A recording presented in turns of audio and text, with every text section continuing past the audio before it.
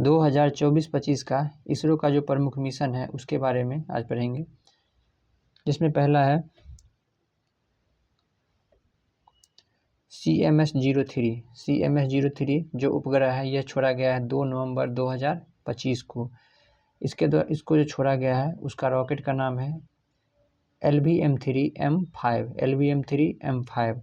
दूसरा है निसार को छोड़ा गया है 30 जुलाई 2025 को, और इसका जो रॉकेट है GSLV F16। उसके बाद है एक्सियम 4, इसको छोड़ा गया है 25 जून 2025 को, 25 जून 2025, और यह भारतीय अंतरिक्ष यात्री मिशन है जिसमें शुभांशु शुक्ला गए हैं इसी मिशन के अंतर्गत। उसके बाद है EOS-9 जो कि असफल रहा, इसको छोड़ा गया था 18 मई 2025 को। इसका जो रॉकेट है PSLV-C61। उसके बाद NVS-02, ये एक 100वां मिशन था इसरो का जो छोड़ा गया है 19 जनवरी 2025 को। इसका रॉकेट है GSLV F16।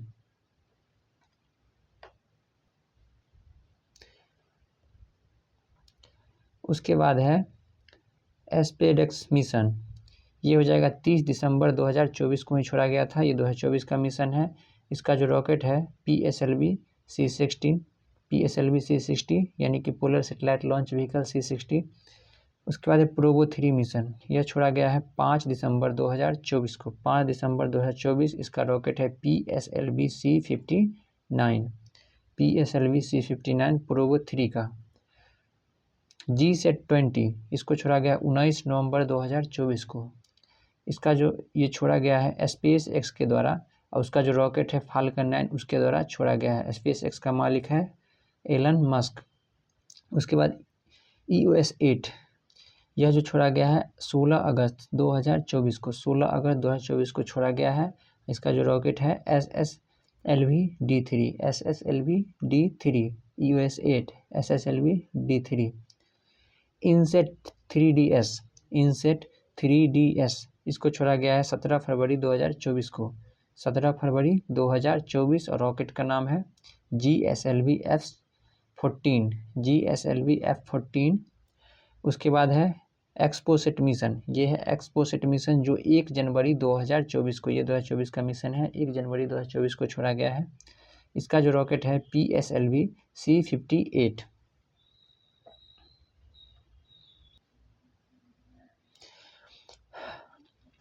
आगे है इसरो के द्वारा आगामी जो मिशन है उस मिशन के बारे में दिया हुआ है। जैसे चंद्रयान 4 छोड़ा जाएगा 2028 में। यह जो इसका मुख्य बिंदु है या उद्देश्य जो है चंद्रमा से सैंपल लेकर पृथ्वी तक पहुंचाना है। इसका है चंद्रयान 4 को, और छोड़ा जाएगा 2028 में।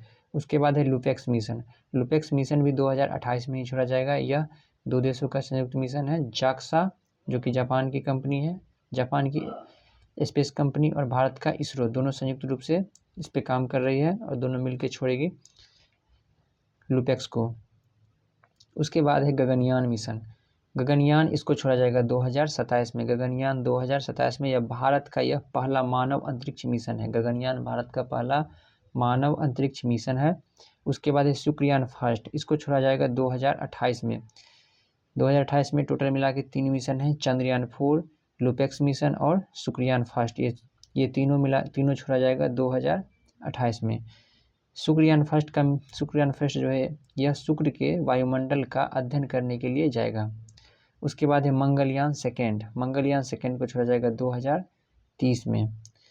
इसका उद्देश्य है मंगल ग्रह हेतु भारत का दूरसंचार इंटरप्लेनेटरी मिशन।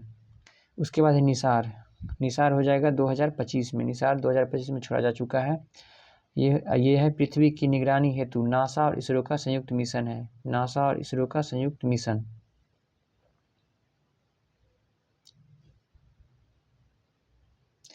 उसके बाद हमारा अगला टॉपिक है प्रोजेक्ट चीता के बारे में। तो प्रोजेक्ट चीता के तहत 17 सितंबर 2022 को, जिस दिन मोदी जी का जन्म दिवस भी है, उस दिन नामीबिया से कितना, तो 8 चीता लाया गया था। नामीबिया जो कि अफ्रीका महादेश का देश है, वहाँ से 8 चीता लाया गया था, जिसमें से 5 मादा था और 3 नर। 5 मादा और 3 नर। इसको मध्य प्रदेश के किस नेशनल पार्क में, तो कूनू नेशनल पार्क में इसको रखा गया था, या कूनू राष्ट्रीय उद्यान में इसको रखा गया, जिसमें से एक मादा चीता जिसका नाम क्या था, सासा का मौत हो चुकी है। उसके बाद इसकी निगरानी हेतु सरकार ने 9 सदस्य का एक कार्यबल 2 वर्ष की अवधि के लिए गठित किया है। 9 सदस्य है। अच्छा, इस प्रोजेक्ट के तहत ये जो प्रोजेक्ट चीता है, ये प्रोजेक्ट चीता से अगले 5 वर्षों में कुल कितना चीता लाया जाएगा, तो 50 चीता। अगले 5 वर्षों में 50 चीता लाया जाएगा प्रोजेक्ट चीता के अंतर्गत।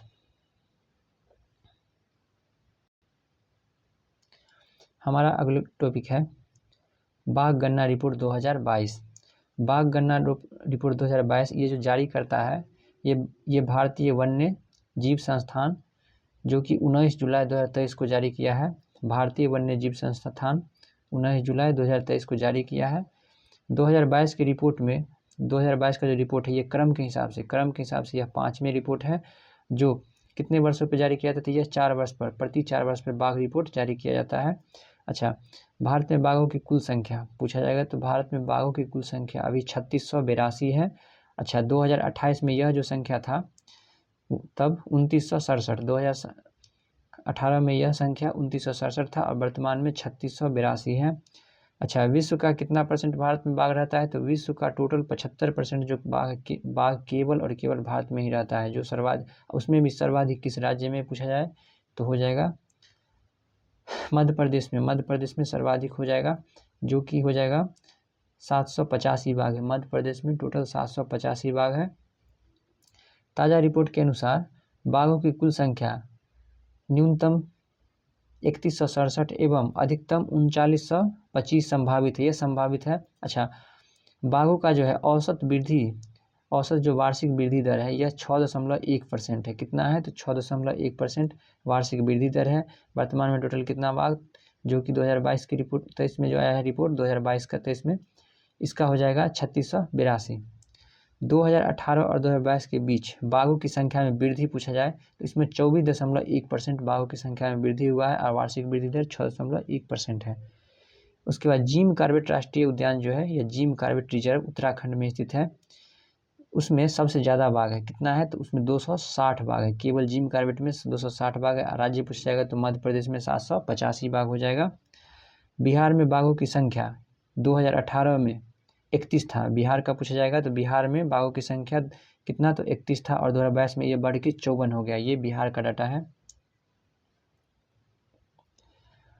हमारा अगला टॉपिक है 2024-25 में आए तूफान के बारे में। तो तूफान का नाम, उसके बाद कौन इससे प्रभावित क्षेत्र और उसका नामकरण कौन किया, ये याद करना जरूरी होता है। इसमें सबसे पहले यागी, तो यागी जो है इससे प्रभावित क्षेत्र था म्यांमार, लाओस और वियतनाम। म्यांमार, लाओस और वियतनाम किससे प्रभावित था, तो यागी से। इसका नामकरण कौन किया था, इसका नामकरण जापान के द्वारा किया गया है। उसके बाद है दाना जो है इससे प्रभावित हुआ है भारत का क्षेत्र है, जिसमें है उड़ीसा, पश्चिम बंगाल, और इसका नामकरण किया है कतर। दाना का नामकरण कतर, यागी का नामकरण जापान। उसके बाद है कोंगरे है, इससे प्रभावित हुआ है ताइवान और फिलीपींस। ये ताइवान और फिलीपींस इससे प्रभावित हुआ और इसका जो नामकरण किया है कंबोडिया, नामकरण कंबोडिया के द्वारा। उसके बाद है राफेल, तो राफेल से प्रभावित हुआ है क्यूबा देश से प्रभावित हुआ और इसका नामकरण किया है फ्रांस। वैसे भी फ्रांस का एक कंपनी है दसाल्ट एविएशन, जो क्या बनाती है, राफेल विमान। तो याद करना इसका ईजी है। उसके बाद है फेंगस जो है इससे प्रभावित हुआ है तमिलनाडु। फेंगस से तमिलनाडु प्रभावित हुआ है और इसका नामकरण किया है सऊदी अरब, नामकरण सऊदी अरब के द्वारा। उसके बाद है चीडो से प्रभावित है मोजाम्बिक। चीडो से मोजाम्बिक प्रभावित हुआ और इसका नामकरण किया है मॉरिशस। चीडो को नामकरण किया है मॉरिशस और प्रभावित हुआ है इससे मोजाम्बिक। अगला है डीके लेडी इससे फ्रांस के है मायूट क्षेत्र जो प्रभावित हुआ है। इसका नामकरण के बारे में इसमें नहीं दिया गया है। उसके बाद है जूड जो है इससे मेडागास्कर और मोजाम्बिक दोनों देश प्रभावित हुआ है। इसका जो नामकरण किया है मॉरिशस के द्वारा ही किया गया है। मॉरिशस के द्वारा एक और का किया गया है चीडो का भी और जूडो का भी। चीडो दोनों याद रखना है, चीडो जूडो दोनों का नामकरण मॉरिशस, चीडो जूडो मॉरिशस। अल्फ्रेड, उसके बाद है अल्फ्रेड, अल्फ्रेड से ऑस्ट्रेलिया, ऑ से अल्फ्रेड, ऑ से ऑस्ट्रेलिया, इसका नामकरण कौन किया था? ऑस्ट्रेलिया ही इसका नामकरण किया है ये। उसके बाद शक्ति, शक्ति जो है ये बंगाल की खाड़ी में आया, बंगाल की खाड़ी के पूर्वी तट पे आया और इसका नामकरण श्रीलंका के द्वारा किया गया है। शक्ति श्रीलंका के द्वारा, शक्ति श्रीलंका के द्वारा। उसके बाद सागास, सॉरी रगास, रगास, रगास किया गया है। रगास जो है इससे प्रभावित हुआ है ताइवान, फिलीपींस, हांगकांग और चीन। इससे प्रभावित हुआ है ताइवान, फिलीपींस, हांगकांग और चीन। और इसका नामकरण कौन किया है? तो नामकरण किया है फिलीपींस, फिलीपींस के द्वारा इसका नामकरण किया गया है। उसके बाद है एमी, एमी जो है इससे प्रभावित हुआ है UK, Ireland, Netherland. UK, Ireland, Netherland किससे प्रभावित हुआ है? तो एमी से।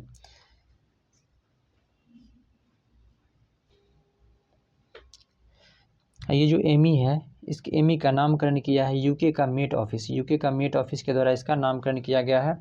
उसके बाद है हेलोंग, हेलोंग जो है यह जापान और अलास्का, जापान और अलास्का दोनों को प्रभावित किया है हेलोंग।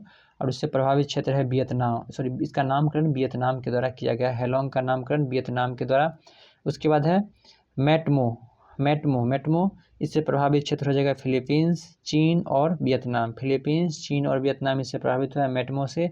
और इसका नामकरण थाईलैंड के द्वारा किया गया है। उसके बाद है मोथा, लास्ट है मोथा, मोथा जो है इससे प्रभावित हुआ है आंध्र प्रदेश, उड़ीसा, तमिलनाडु, आंध्र प्रदेश, उड़ीसा और तमिलनाडु इससे प्रभावित हुआ है।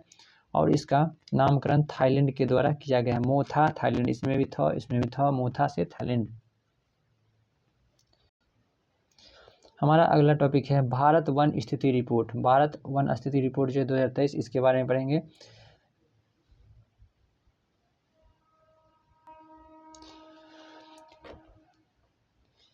ये जो भारत वन स्थिति रिपोर्ट 2023 है, इसको जारी किया गया है 21 दिसंबर 2024 को, 21 दिसंबर 2024 को।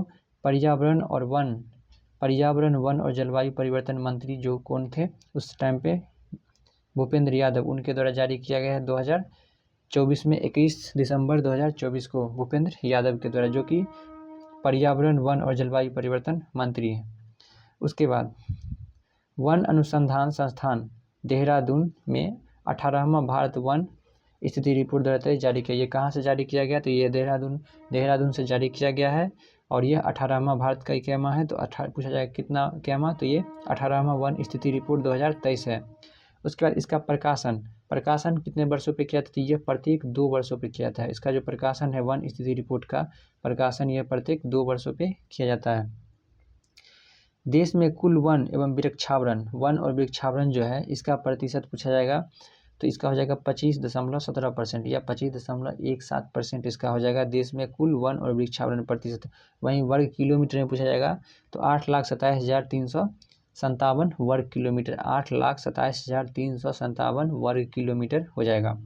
अच्छा, कुल वनावरण का क्षेत्रफल, वो कुल वनावरण का क्षेत्रफल जो है यह है 7,15,343 वर्ग किलोमीटर। और यह प्रतिशत में पूछा जाएगा तो 21.76 वनावरण हो जाएगा, 21.76। उसके बाद कुल वृक्ष आवरण का क्षेत्रफल है 1,12,014 वर्ग किलोमीटर। और प्रतिशत इसका कितना है? तो प्रतिशत में 3.41। सबसे मेन याद रखना है कि कुल जो वन और वृक्षावरण है उसको याद रखना है, तो 25.17% वाला ये याद रखना है हर हाल में। 2021 की तुलना में वन और वृक्ष आवरण वृद्धि, इसके बारे में तो ये 1445 वर्ग किलोमीटर बढ़ा है। अच्छा, 2021 की तुलना में वनावरण में वृद्धि जो है सब कितना हुआ है? तो इसमें वृद्धि हुआ है 156 वर्ग किलोमीटर। 2021 की तुलना में वृक्षावरण में वृद्धि पूछा जाएगा तो वृक्षावरण में 1289 वर्ग किलोमीटर वृद्धि हुआ है। वहीं वृक्ष और वन और वृक्ष आवरण में सर्वाधिक वृद्धि वाला 3 राज्य, उस 3 राज्य का नाम पूछा जाएगा। वन और वृक्ष आवरण में सर्वाधिक वृद्धि वाला 3 राज्य, तो पहला हो जाएगा छत्तीसगढ़, जो कितना बढ़ा है? तो इसमें 684 वर्ग किलोमीटर बढ़ा है। दूसरा है उत्तर प्रदेश में 559 वर्ग किलोमीटर बढ़ा है। तीसरा नंबर पे आता है उड़ीसा जो है इसका बढ़ा है 559 वर्ग किलोमीटर। तो पहला छत्तीसगढ़, दूसरा उत्तर प्रदेश, तीसरा उड़ीसा। छत्तीसगढ़, उत्तर प्रदेश और उड़ीसा। वन आवरण में सर्वाधिक वृद्धि वाले 3 राज्य, वन आवरण में सर्वाधिक वृद्धि वाला 3 राज्य, यहाँ पे केवल वन दिया गया, तो इसमें हो जाएगा मिजोरम। मिजोरम कितना है 242 वर्ग किलोमीटर, मिजोरम का 242 वर्ग किलोमीटर। दूसरा पे है गुजरात जो कि 180 वर्ग किलोमीटर है। तीसरा पे आता है उड़ीसा 152 वर्ग किलोमीटर। क्षेत्रफल में सर्वाधिक वन एवं वृक्ष आवरण वाला राज्य, क्षेत्रफल में किसका सबसे अधिक ये बताना है, तो इसमें हो जाएगा मध्य प्रदेश। ऑलरेडी सबसे अधिक वन मध्य प्रदेश में है जो कि 85,724 वर्ग किलोमीटर। दूसरे स्थान पे आता है अरुणाचल प्रदेश जो कि 67,083 वर्ग किलोमीटर। तीसरे पे महाराष्ट्र आता है। पहला पे मध्य प्रदेश, दूसरा पे अरुणाचल प्रदेश, तीसरा पे महाराष्ट्र। उसके बाद क्षेत्रफल में सर्वाधिक वनावरण वाला 3 राज्य, क्षेत्रफल में रहेगा तो इसमें भी मध्य प्रदेश पहले पे आता है, दूसरा पे अरुणाचल प्रदेश और तीसरा पे छत्तीसगढ़। इसमें क्या था वन एवं वृक्ष में तीसरा स्थान पे था महाराष्ट्र, लेकिन वन आवरण का बात करें तो वहाँ पे हो जाएगा छत्तीसगढ़ तीसरे स्थान पे, पहला पे मध्य प्रदेश, दूसरा पे अरुणाचल प्रदेश, तो फिक्स ही है। प्रतिशत में सर्वाधिक वन आवरण वाला राज्य, तो प्रतिशत में सबसे अधिक हो जाएगा 91.33% के साथ सबसे अधिक हो जाएगा लक्षद्वीप का। 91.33% याद रखना है जो सबसे अधिक वन कहाँ है तो लक्षद्वीप का। दूसरा स्थान पे मिजोरम आता है, और जैसे अगर केवल केंद्र शासित प्रदेश पूछा जाएगा तब तो लक्षद्वीप हो जाएगा, और राज्य में पूछा जाएगा तो प्रतिशत में मिजोरम का हो जाएगा। उसके बाद तीसरे स्थान पे अंडमान निकोबार आता है जो कि 81.62% हो जाएगा एक। उसके बाद मैंग्रोव वन आवरण में 4992 वर्ग किलोमीटर के साथ सर्वाधिक जो है किस राज्य का है तो ये पश्चिम बंगाल का हो जाएगा। मैंग्रोव वन सबसे अधिक पश्चिम बंगाल में, याद रखना है।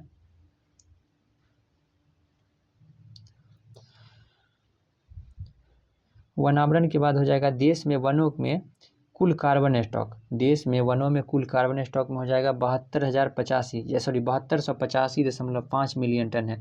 भारत में देश के वनों में कुल कार्बन स्टॉक 7285।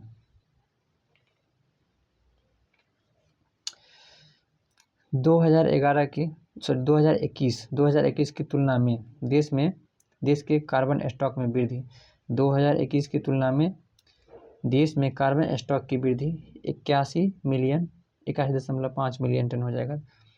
देश में बांस आधारित क्षेत्र का विकास, देश में क्या है बांस आधारित क्षेत्र का विकास, ये है 1,54,670 वर्ग किलोमीटर।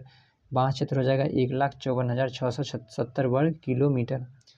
2021 की तुलना में बांस क्षेत्र में वृद्धि, तो ये हो जाएगा 5227 वर्ग किलोमीटर बांस क्षेत्र में वृद्धि हुआ है। अगला टॉपिक है शहरों और अभियानों के परिवर्तित नाम। तो परिवर्तित नाम याद रखना है, जैसे पुराना नाम और यहाँ पे है नया नाम।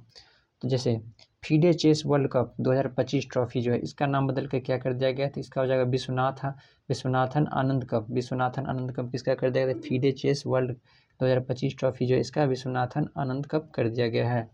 उसके बाद है औरंगाबाद रेलवे स्टेशन जो कहाँ स्थित है तो महाराष्ट्र में है औरंगाबाद रेलवे स्टेशन, इसका नाम छत्रपति संभाजीनगर रेलवे स्टेशन कर दिया गया है। औरंगाबाद रेलवे स्टेशन का नाम छत्रपति संभाजीनगर रेलवे स्टेशन कर दिया गया है। उसके बाद है नवी मुंबई अंतर्राष्ट्रीय हवाई अड्डा। नवी मुंबई अंतर्राष्ट्रीय हवाई अड्डा का नया नाम लोकनेते डीबी पाटिल हवाई अड्डा। लोकनेते डीबी पाटिल हवाई अड्डा कर दिया गया है नवी मुंबई अंतर्राष्ट्रीय हवाई अड्डा का। अहमदनगर रेलवे स्टेशन जो कहाँ है महाराष्ट्र में, अहमदनगर महाराष्ट्र में है, इसका नाम बदलकर अहिल्यानगर कर दिया गया है। Ahilyanagar railway station, Ahmednagar railway station का नाम अहिल्यानगर रेलवे स्टेशन कर दिया गया है। उसके बाद जलालाबाद उत्तर प्रदेश जो है इसका नया नाम परशुरामपुरी, जलालाबाद का परशुरामपुरी, अहमदनगर का अहिल्याबाई रेलवे स्टेशन। उसके बाद है खैरथल तिजारा जिला है, यह जिला है राजस्थान का। खैरथल तिजारा जिला ये राजस्थान का है, इसका नाम बदल के भतृहरि नगर कर दिया गया है, भतृहरि नगर। खैरथल तिजारा जिला का नाम भतृहरि नगर। उसके बाद है राष्ट्रीय जन सहयोग और बाल विकास संस्थान। राष्ट्रीय जन सहयोग और बाल विकास संस्थान इसका नाम बदल के कर दिया गया सावित्रीबाई फुले राष्ट्रीय महिला और बाल विकास संस्थान।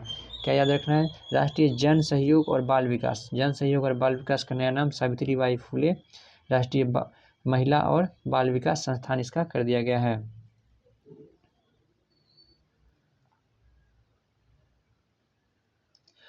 आगे है इस्लामपुर। इस्लामपुर ये जगह भी महाराष्ट्र का है। इस्लामपुर, इसका नाम बदल के ईश्वरपुर कर दिया गया, इस्लामपुर का ईश्वरपुर।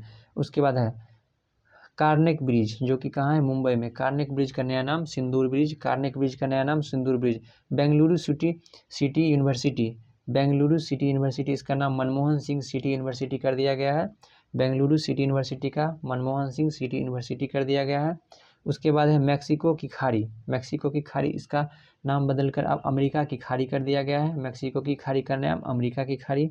उसके बाद है अरलम वन्यजीव अभ्यारण्य, अरलम वन्यजीव अभयारण्य है जो कि केरल में है। अरलम वन्यजीव अभयारण्य केरल में है, इसका नाम बदलकर अरलम तितली अभयारण्य, अरलम तितली अभयारण्य कर दिया गया है। पंचमढ़ी वन्यजीव अभयारण्य, पंचमढ़ी वन्यजीव अभयारण्य जो कि मध्य प्रदेश में है, इसका नाम राजा भभूत सिंह अभयारण्य कर दिया गया है, राजा भभूत सिंह अभयारण्य। बिहार का है गया, गया एक जिला है बिहार का, जिसका नाम बदल के कर दिया गया गया जी, इसमें जी लगा दिया गया है। सिक्यारा सुरंग, सिक्यारा सुरंग कहाँ है? सॉरी सिलक्यारा सुरंग जो कि उत्तराखंड में है, इसका नाम बदल के बाबा बौखनाथ सुरंग कर दिया गया है। सिलक्यारा सुरंग का बाबा बौखनाथ। खुलताबाद, खुलताबाद जो कि महाराष्ट्र में है, खुलताबाद, इसका नाम अब रत्नपुर कर दिया है, खुलताबाद रत्नपुर। राष्ट्रमंडल खेल महासंघ, इसका नाम राष्ट्रमंडल खेल, इसमें से महासंघ हटा दिया गया है, राष्ट्रमंडल सिर्फ राष्ट्रमंडल खेल बचा है इसमें।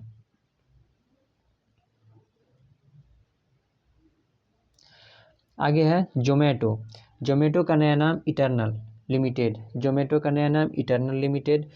करीमगंज जिला कहाँ है? असम का। करीमगंज जिला का नाम श्रीभूमि, करीमगंज जिला का नया नाम श्रीभूमि कर दिया गया है। उसके बाद सुल्तानगंज रेलवे स्टेशन जो कि भागलपुर बिहार में पड़ता है, सुल्तानगंज, इसका नाम अजबेगीनाथ धाम कर दिया गया है, सुल्तानगंज का नया नाम अजबेगीनाथ धाम।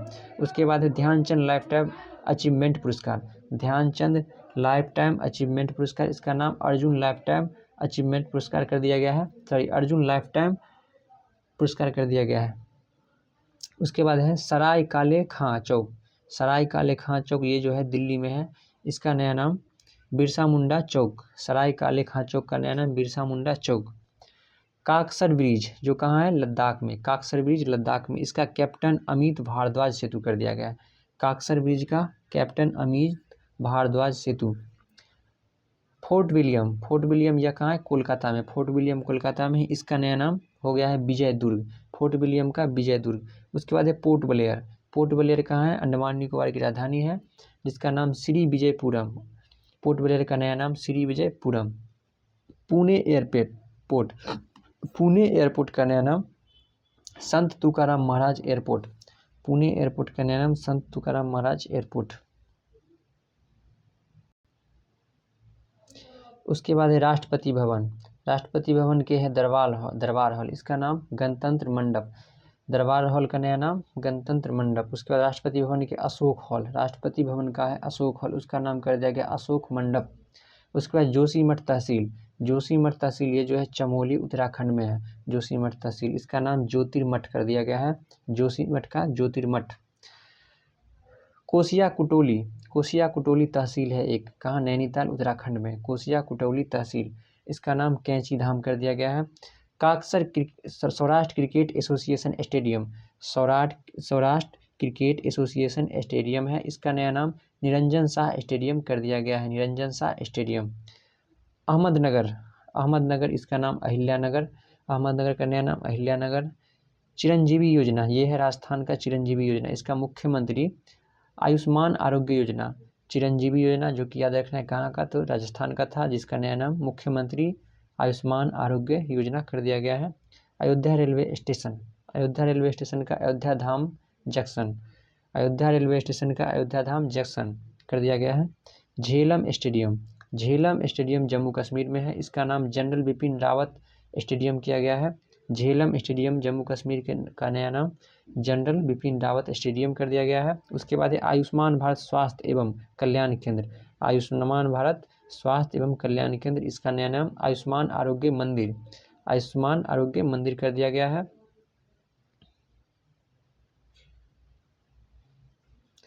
आगे है पुराना संसद भवन। पुराना जो संसद भवन था इसका नया नाम संविधान सदन कर दिया गया है। और खेलो इंडिया महिला लीग, खेलो इंडिया महिला लीग का नया नाम अस्मिता महिला लीग कर दिया गया है। अगला टॉपिक है भारत के ब्रांड एम्बेसडर। भारत के ब्रांड एम्बेसडर योजना, अभियान और संस्था इसका, तो इसका हो जाएगा ICC T20 वर्ल्ड कप 2026 के ब्रांड एम्बेसडर, तो इसका हो जाएगा इसका Rohit Sharma. ICC T20 world cup 2026 के ब्रांड एम्बेसडर रोहित शर्मा। हरियाणा राज्य महिला आयोग का ब्रांड एम्बेसडर इसका हो जाएगा शेफाली वर्मा। हरियाणा राज्य महिला आयोग का ब्रांड एम्बेसडर शेफाली वर्मा। उसके बाद है इंग्लिश प्रीमियर लीग के brand ambassador, English Premier League के ब्रांड एम्बेसडर जो कि भारत के लिए है, इसका हो जाएगा संजू सैमसन। संजू सैमसन। पहली मस्तिष्क स्वास्थ्य राजदूत, पहली मस्तिष्क स्वास्थ्य राजदूत जो कि स्वास्थ्य मंत्रालय का है, तो इसका हो जाएगा दीपिका पादुकोण। पहली मानसिक स्वास्थ्य राजदूत स्वास्थ्य मंत्रालय का, इसका दीपिका पादुकोण हो जाएगा। विकसित भारत विल्डथॉन 2025 के ब्रांड एम्बेसडर, विकसित भारत विल्डथॉन 2025 के ब्रांड एम्बेसडर शुभांशु शुक्ला। शुभांशु शुक्ला। तो इनके बारे में क्या जानते हैं कि international space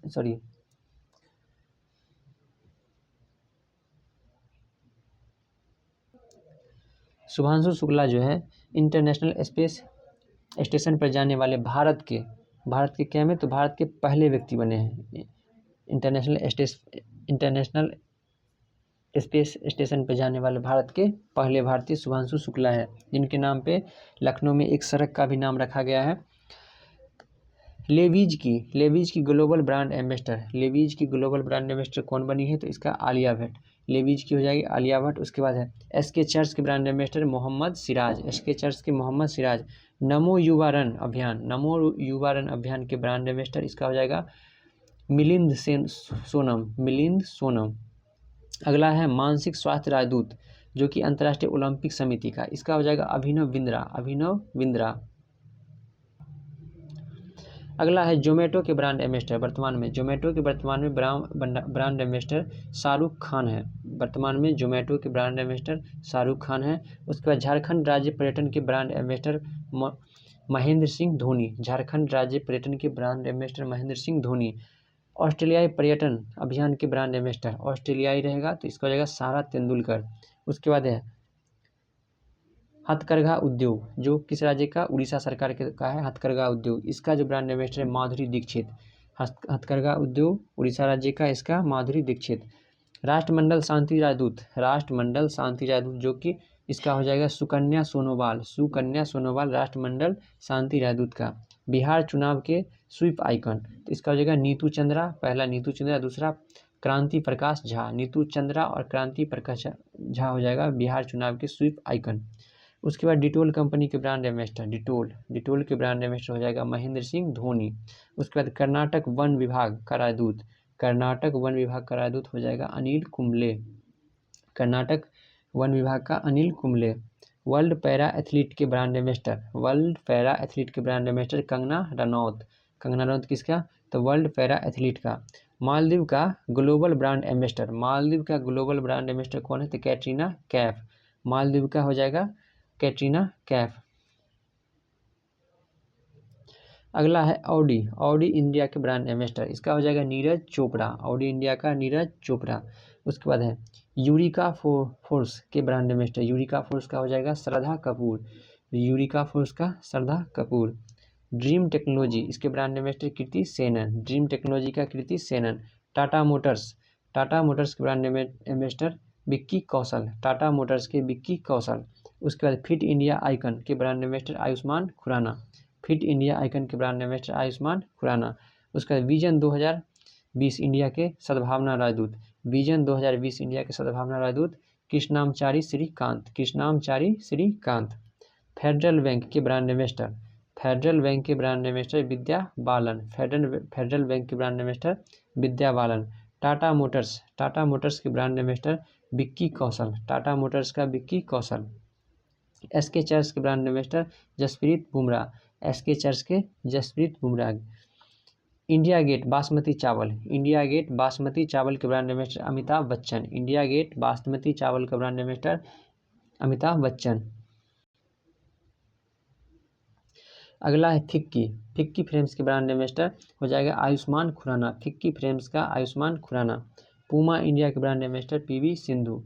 Puma India PV Sindhu. Puma PV Sindhu. Kho kho 2025 के ब्रांड एम्बेसडर इसका हो जाएगा सलमान खान।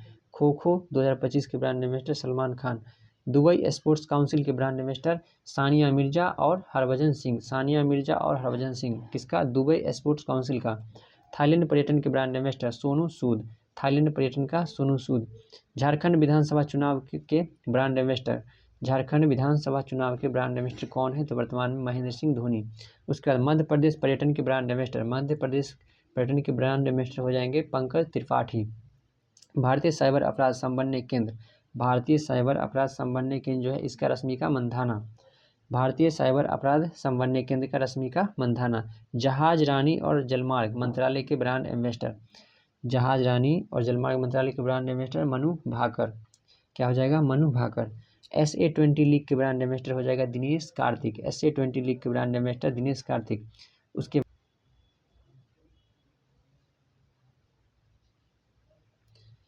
लास्ट है प्ले स्पोर्ट्स के ब्रांड एम्बेसडर। सबसे अंतिम लास्ट है प्ले स्पोर्ट्स के ब्रांड एम्बेसडर मैरी कॉम, सानिया मिर्जा और रणविजय सिन्हा। मैरी कॉम, सानिया मिर्जा और रणविजय सिन्हा किसके? प्ले स्पोर्ट्स के ब्रांड एम्बेसडर। हमारा अगला टॉपिक है राष्ट्रीय खेल पुरस्कार। खेल पुरस्कार 2024 इसके बारे में। 2024 में मेजर ध्यानचंद खेल रत्न पुरस्कार कितने व्यक्ति को मिला है? तो इसमें हो जाएगा 4 व्यक्ति। 2024 का मेजर ध्यानचंद खेल रत्न पुरस्कार पूछा जाएगा 2024 में कितने लोगों को मिला है? तो 4 व्यक्ति को, जिसमें पहला है डी गुकेश जो किस खेल से? तो ये हो जाएंगे शतरंज से। डी गुकेश का शतरंज से। हरमनप्रीत सिंह का हॉकी से संबंध है। परवीन सिंह का संबंध है पैरा एथलेटिक्स से। मनु भाकर का संबंध हो जाएगा शूटिंग से। उसके बाद है अर्जुन पुरस्कार 2025 जो कितने व्यक्ति को पूछा जाएगा मिला है? तो ये हो जाएगा 32 व्यक्ति को। अर्जुन पुरस्कार कितने को? तो 32 व्यक्ति को मिला है, जिसमें पहले हैं ज्योति याराजी। ज्योति याराजी इसका संबंध हो जाएगा एथलेटिक्स से। उसके बाद है अन्नू रानी। अन्नू रानी का संबंध है एथलेटिक्स से। नीतू घंघास।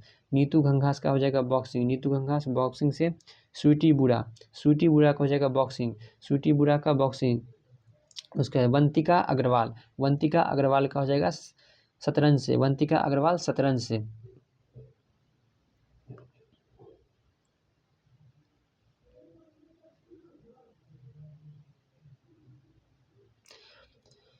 वंतिका अग्रवाल के बाद हो जाएगा सलीमा टेटे। सलीमा टेटे का संबंध हॉकी से। सलीमा टेटे हॉकी।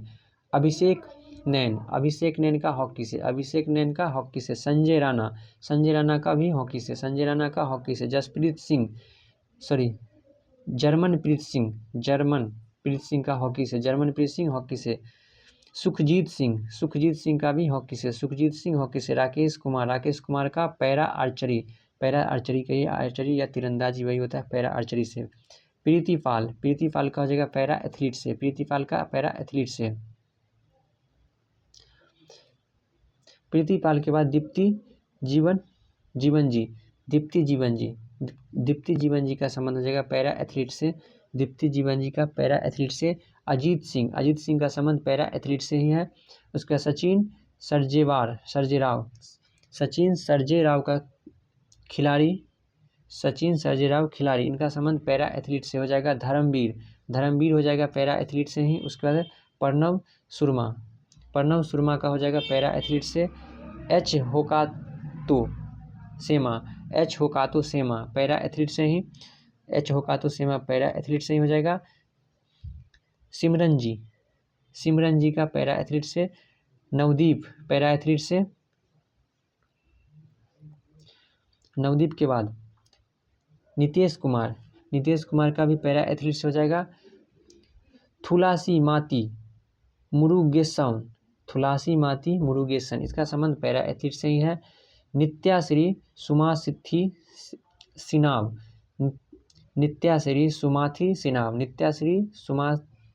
सिनाब इसका संबंध पैरा एथलीट से हो जाएगा। मनीषा रामदास का पैरा एथलीट से ही है। कपिल परमार का पैरा जूडो से।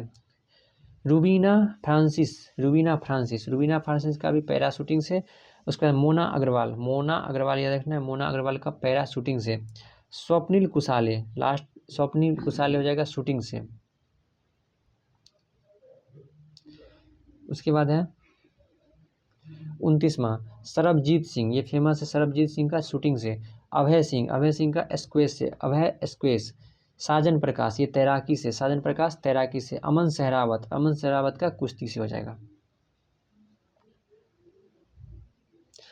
उसके बाद है अर्जुन लाइफ टाइम पुरस्कार। अर्जुन लाइफ टाइम पुरस्कार 2024 जो ये कुल 2 व्यक्ति को मिला, जिसमें 2 व्यक्ति कौन कौन से हैं, तो सुचा सिंह का संबंध एथलेटिक्स से, सुचा सिंह एथलेटिक्स से।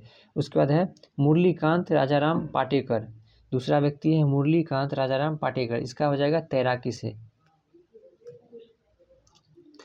उसके बाद है द्रोणाचार्य पुरस्कार जो है 2024 का, जो नियमित श्रेणी में मिला है, ये 3 व्यक्ति को मिला है नियमित श्रेणी में, जिसमें पहले व्यक्ति है सुभाष राणा को मिला है किस क्षेत्र में, तो हो जाएगा पैरा शूटिंग में, सुभाष राणा को पैरा शूटिंग में। दीपाली देशपांडे को शूटिंग में, सुभाष राणा को पैरा शूटिंग में, दीपाली राणा को शूटिंग में। संदीप संगवान को हो जाएगा हॉकी में। आगे है द्रोणाचार्य पुरस्कार जो है ये लाइफ टाइम श्रेणी में मिला है 2 व्यक्ति कौन कौन से, तो एक हो जाएगा एस मुरलीधरन, पहले व्यक्ति है एस मुरलीधरन, जिनको मिला है बैडमिंटन के क्षेत्र में। एस मुरलीधरन को द्रोणाचार्य पुरस्कार लाइफ टाइम श्रेणी में 2 व्यक्ति जिसमें से मिला है एस मुरलीधरन को बैडमिंटन में, एस मुरलीधरन बैडमिंटन। उसके बाद है अरमांडो एग्नेलो को फुटबॉल में, अरमांडो एग्नेलो फुटबॉल। अब यहाँ पे कुछ खेल के बारे में फैक्ट दिया गया है, जैसे खेल रत्न पुरस्कार की स्थापना के बारे में दिया। खेल रत्न पुरस्कार 1991-92 में राजीव गांधी खेल रत्न पुरस्कार के बारे में दिया गया है कि 1991-92 में हुआ था राजीव गांधी खेल रत्न पुरस्कार की स्थापना। लेकिन 2021 में क्या किया गया है, इसका नाम बदल कर क्या कर दिया गया है, मेजर ध्यानचंद खेल रत्न पुरस्कार। 2021 में इसका नाम बदलकर मेजर ध्यानचंद खेल रत्न पुरस्कार कर दिया गया है। दूसरा है खेल मंत्रालय ने 24 जनवरी 2024 को इस वर्ष से ध्यानचंद पुरस्कार जो है इसको बंद करके इसके स्थान पे एक नया पुरस्कार लाया है। ध्यानचंद पुरस्कार के स्थान पर नया पुरस्कार कौन सा है, अर्जुन लाइफ टाइम पुरस्कार की शुरुआत कर दिया गया। पहला टॉपिक हो जाएगा राजीव गांधी खेल रत्न पुरस्कार जो था, जो 1991-92 में स्टार्ट हुआ था, उसका नाम बदल के क्या कर दिया गया है 2021 में मेजर ध्यानचंद खेल रत्न पुरस्कार। दूसरा हो जाएगा खेल मंत्रालय के द्वारा 24 अक्टूबर 2024 को ध्यानचंद पुरस्कार जो था इसको बंद कर दिया गया है और इसके स्थान पे एक और पुरस्कार ला दिया गया है, वह पुरस्कार है अर्जुन लाइफ टाइम पुरस्कार।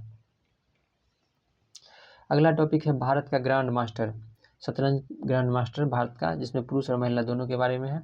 तो यहाँ पे 26वीं महिला ग्रैंड मास्टर इसका है सरयू बेलपुला हो जाएगा 26वें ग्रैंड मास्टर महिला में, जो कि वारंगल तेलंगाना की है। उसके बाद 91वां ग्रैंड मास्टर जो है राहुल बी एस जो कि चेन्नई तमिलनाडु से है, संबंध है इनका।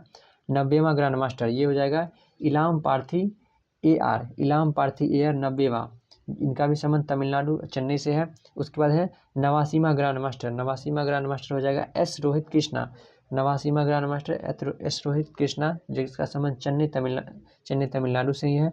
88वां ग्रैंड मास्टर हो जाएगा दिव्या देशमुख, ये चौथी महिला है। उसके बाद 87वां ग्रैंड मास्टर हो जाएगा एरा हरिकृष्णन, इनका भी संबंध तमिलनाडु राज्य से ही है। अगला टॉपिक है राष्ट्रीय खेल पुरस्कार और इसमें दिया जाने वाला राशि। राष्ट्रीय खेल पुरस्कार इसमें किसमें राशि दिया जाता है इसके बारे में है। तो मेजर ध्यानचंद खेल रत्न पुरस्कार जो है इसमें कितना जाता है, तो इसमें याद रखना है 25 लाख। मेजर ध्यानचंद खेल रत्न पुरस्कार जिसमें 25 लाख राशि दिया जाता है। उसके बाद दूसरा नंबर पे है अर्जुन पुरस्कार में कितना, तो 15 लाख। और उसका द्रोणाचार्य ये लाइफ टाइम श्रेणी में रहेगा तो 15 लाख, और नियमित रहेगा श्रेणी में द्रोणाचार्य पुरस्कार तो हो जाएगा 10 लाख। और एक और है अर्जुन लाइफ टाइम पुरस्कार, इसमें 10 लाख। तो आज का होमवर्क सीरीज में करंट अफेयर्स का इतना ही है, बाकी कल के वीडियो में होगा।